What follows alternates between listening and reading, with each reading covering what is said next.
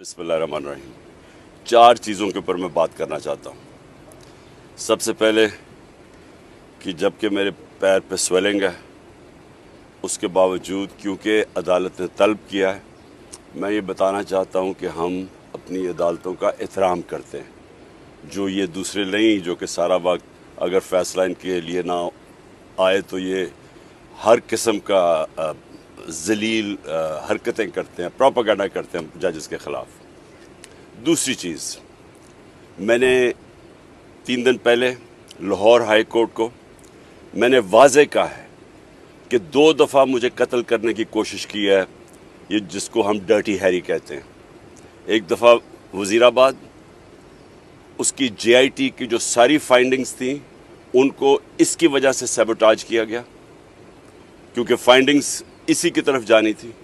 दूसरी दफ़ा 18 मार्च को जुडिशल कॉम्प्लेक्स में मुझे कत्ल करने की कोशिश की गई, और अब मुराद सईद के ऊपर भी ये डर्टी हैरी की वजह से अब कह रहे हैं कि दहशतगर्द है, लेकिन ये पीछे होगा अगर मुराद सईद को कुछ हुआ।